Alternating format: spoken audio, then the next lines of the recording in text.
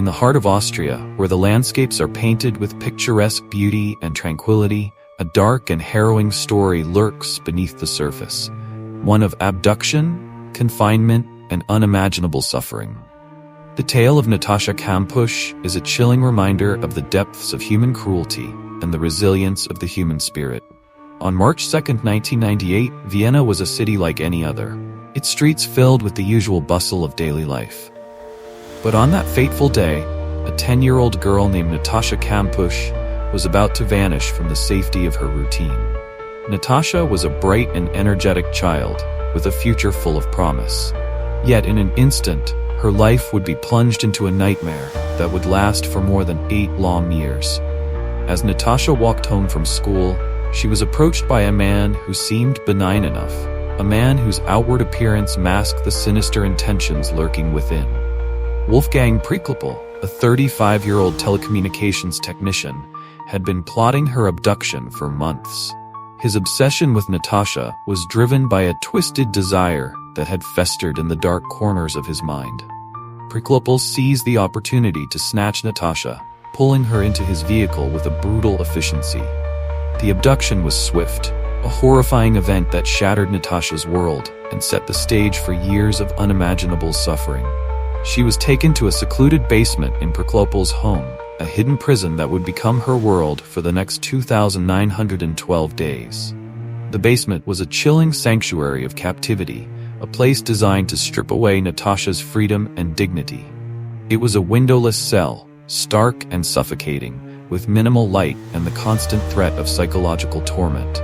Priklopel's home, from the outside, appeared normal, but beneath its facade lay a dark underworld where the horrors of captivity unfolded. Natascha's life in captivity was marked by routine and relentless control.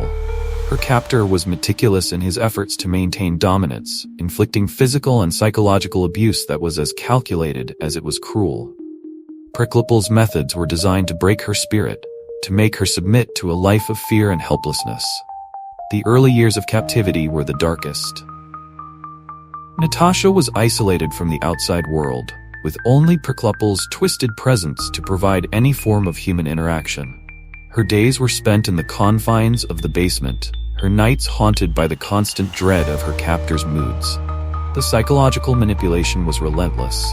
Priklopel sought to control every aspect of her existence, to make her question her own reality. Despite the horror, Natascha displayed a remarkable resilience.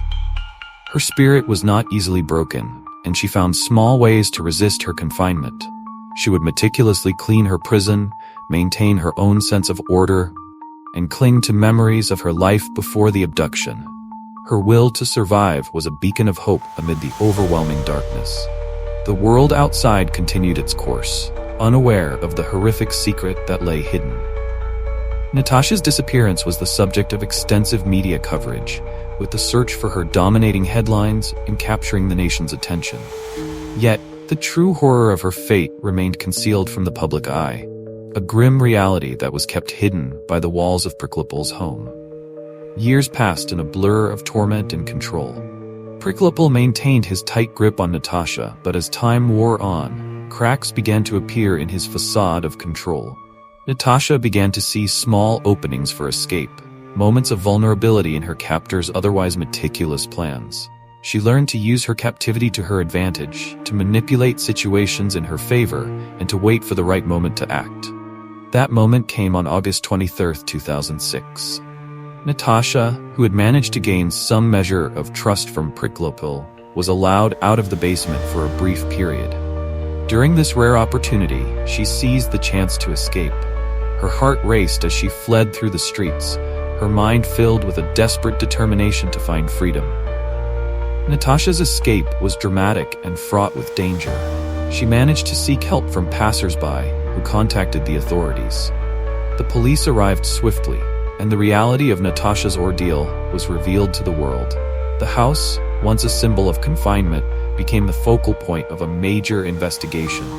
The horror of Natascha's captivity was laid bare, and the nation was forced to confront the unimaginable cruelty that had been inflicted upon her. Wolfgang Priklopel's capture and subsequent death, he committed suicide shortly after Natascha's escape, brought a grim resolution to her story. The case shocked Austria and the world, a stark reminder of the darkness that can lurk behind closed doors and the resilience of a victim who refused to be broken. Natascha Kampusch's story is one of horror, but it is also one of remarkable strength. Her ability to endure and eventually escape from her captor's clutches serves as a testament to the human spirit's capacity for survival, even in the face of the most unimaginable adversity. Her ordeal has become a powerful reminder of the need for vigilance, compassion, and the importance of never underestimating the strength of those who are forced to endure such horrors. As you reflect on Natascha Kampusch's story, remember that darkness often hides in the most unexpected places. Her experience is a chilling reminder that the true horrors are not always visible, but can lie hidden beneath the surface, waiting for the moment when they are revealed. Her escape from captivity serves as both a sobering reality check and a beacon of hope for those who find themselves in the darkest of places.